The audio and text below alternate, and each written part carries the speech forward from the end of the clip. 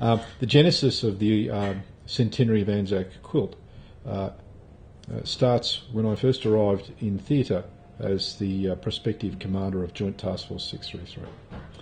I learnt fairly quickly that there was an organisation known as Aussie Hero Quilts who had, for the last few years, been very busy, industrious indeed, in producing for deployed members of the ADF both quilts and laundry bags free of charge as a measure of their support to Australian personnel deployed overseas in operations. I was quite astounded by the generosity shown by Australians in such a simple but very useful way for deployed personnel. Of course, I was equally surprised by the many other organisations that support our deployed personnel, whether it be in the form of gift cards or other types of support through care packages. But it was the Aussie Hero Quilts organisation that inspired the idea that we could enshrine in perpetuity their contribution through a special project that would have relevance not only to the current set of deployed ADF personnel, but also potentially to the Australian War Memorial, given the significance of the Centenary of Anzac year.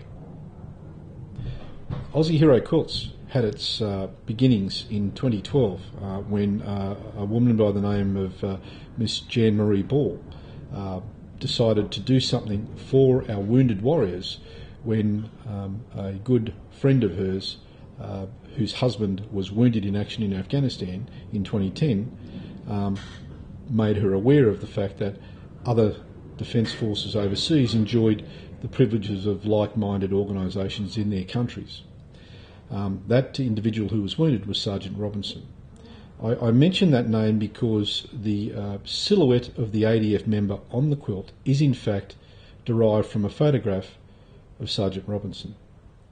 But the other components of the quilt that make it so special are thus. It comprises fabric from uniforms worn by ADF personnel on operations in the Middle East, all services. Not only that, it has the silhouette of a C-130, which has been the workhorse for airlift operations in the Middle East region and Afghanistan for over a decade. It also contains the silhouette of a guided missile frigate of the Adelaide class, and I think Jan Marie honoured me by implying that it was HMAS Newcastle, which was of course the ship I commanded on operations back in 2005 in the North Arabian Gulf. But I think the other factor that needs to be understood, as well as the history behind some of those fabrics, is the poppies that appear on the frames at the back of the quilt. Some 93 individual women contributed to the manufacture of this quilt, each of 75 of whom made poppies, and each of those poppies is featured now on the quilt. There were also 12 signature blocks in the form of white clear fabric interspersed with each of those poppies. The intent always was that this quilt would travel around the Middle East region and into Afghanistan and accompany our forces on real operations, such that it was not only a quilt manufactured for the Middle East region, but it was a quilt, in fact, that had also toured the region and experienced those events that the ADF personnel presently employed on operations were feeling and experiencing on the day in which the quilt accompanied them. And so you will see that this quilt and the photos that support its passage around the theatre include photos of the quilt inside an F-18 Hornet flying military operations over Iraq. It has photos of some of our Special Forces elements who were deployed at Al-Assad Air Base in Iraq with the quilt with them at that point in time. The quilt's also been on board the ship that was deployed as part of Operation Manitou in the Middle East over this period, that's HMAS Success. The quilt's also been in Afghanistan. And so each occasion on which the quilt has accompanied a mission or a particular platform on a mission within the Middle East region, subsequently the crew have not only taken photos of it, but they've also signed one of those blank squares. And so the quilt has become not only a symbol of the generosity of Aussie Hero Quilts, but it's also a symbol of the significance of the Centenary of Anzac year, and it has the personal record of a number of ADF personnel who contributed to operations in the Middle East during the centenary of ANZAC year. Personally, there aren't many ways in which we can express our thanks to the many women and some men, in fact, in Aussie Hero Quilts who do this labour of love selflessly for the betterment of people deployed on operations, and whom often they don't know. And let me assure you that the quality of some of these quilts, in fact, most of these quilts are first rate and ones that you would expect to pay quite a bit for, or see as prize-winning submissions to a quilt show around the country. To that end, I think it was very important that we tried to... Start again. To that end, I think it was very important that we tried to demonstrate our thanks in a more concrete way than just the continual letters and verbal notes of thanks to those people who contribute to Aussie Hero Quilts. By making the centenary of ANZAC Quilt, we have created an object which, when donated to the Australian War Memorial, will belong to all members of the Australian Defence Force who have deployed on operations in the past and been recipients of Aussie Hero Quilt's philanthropy. But so too will the Australian War Memorial and Aussie Hero Quilts have a permanent legacy within the National Archive of their small contribution to the ADF's welfare when deployed on operations. My great uncle, he was a 560 Trooper Clarence Edwin Norton, and he arrived in Gallipoli in about May of 1915, and he was a member of A Company, 9th Light Horse Regiment, and they were deployed in an area called Rhododendron Ridge on the peninsula there, and on the 4th of December in 1915 he suffered a gunshot wound to the chest and died as a result. He was subsequently buried in the vicinity of Rhododendron Ridge, and in later years his grave was not found again, so he was listed as one of the unrecovered casualties of war. He's remembered on the Australian Memorial at the Lone Pine Cemetery at Gallipoli. The other great uncle, he was 593 Private William John Palmer of Bravo Company, 32nd Australian Infantry Battalion.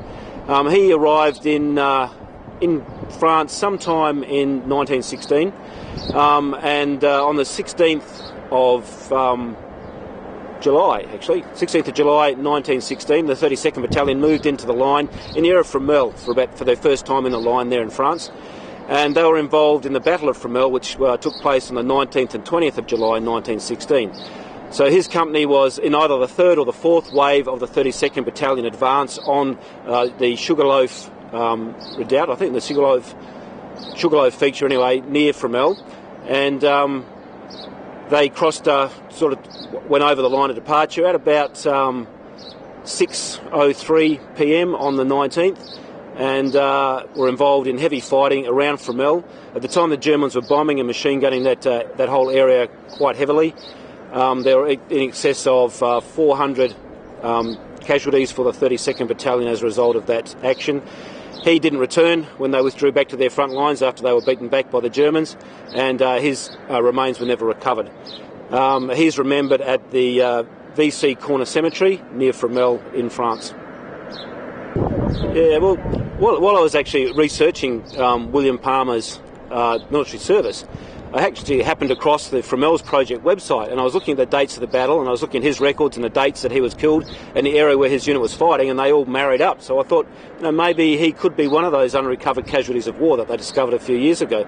So I contacted the organisation, which is called the Unrecovered Casualties of War organisation, and just posed the question with his details and the details of the action he was involved in and where he was killed, and we're going to be able to tongue-tied. So while I was researching William Palmer's service records, I happened to cross the Fromelles Project website, and I was having a look at the dates of the battle, and I noticed that they sort of coincided with the date that he was killed in action, and also the location where he was killed and the action that his unit was involved in at the time.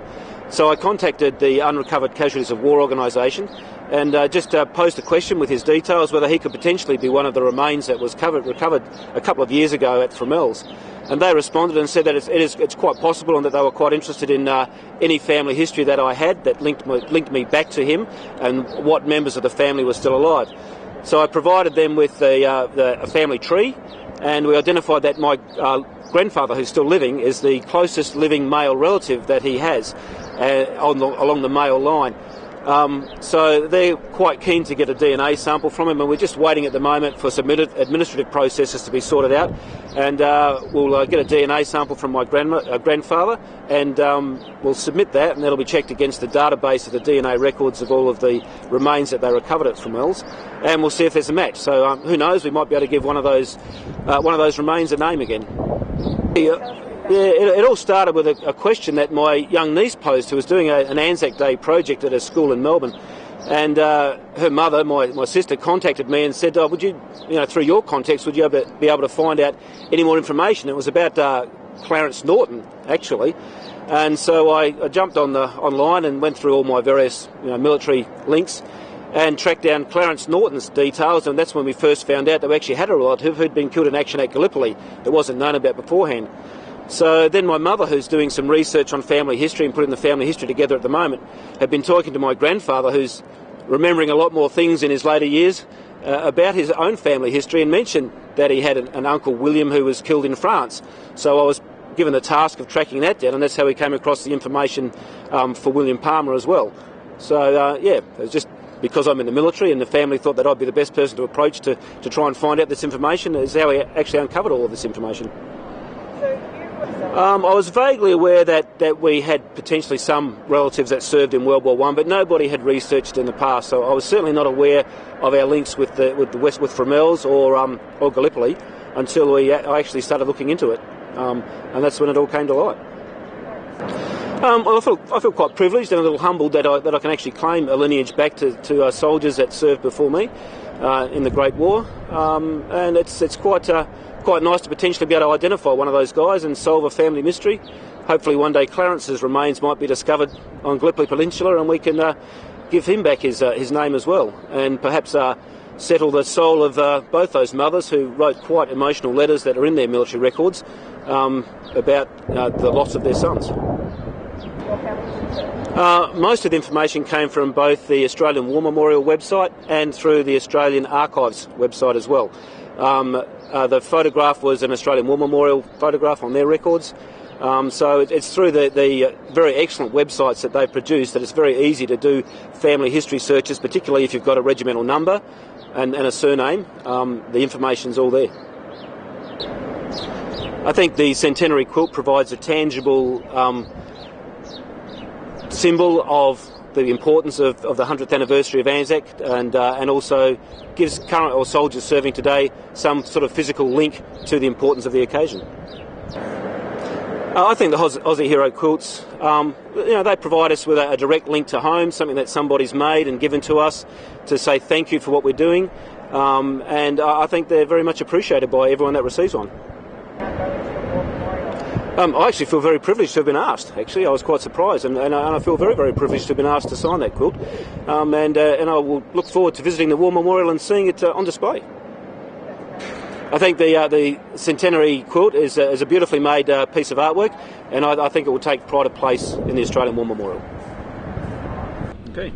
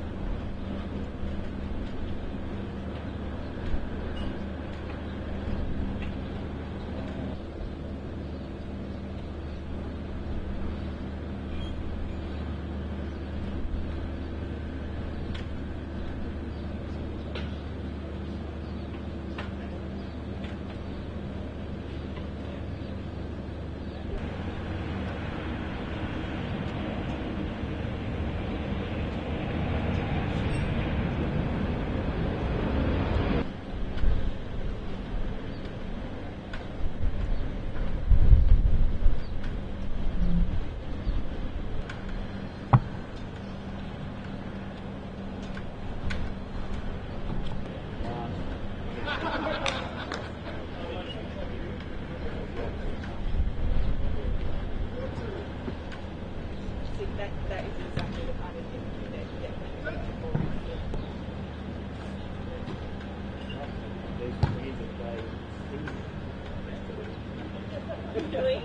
that really?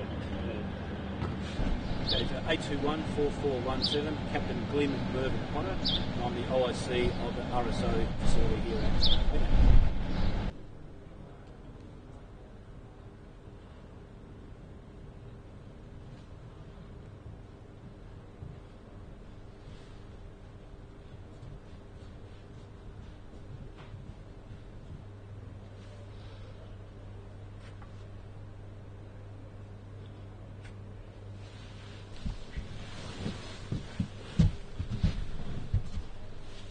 You're going to fill in the rest of the box, aren't you? Yeah, I'm just going to do a big one in there and leave that tiny bit for the seaway. Yeah. Any signatures on the task force 633s you can get on with? Well, I thought the two directors would have been appropriate, but we only have one here, so I don't think you want to totally clutter it, to be honest. Well, I don't think it's going to be too cluttered, is it? Army, Air Force, only a signature block. We can do that. It's going to be washed, mate. What do you press the thing? Bog the space. It's good composition wise, Seawo, because it balances out the other two.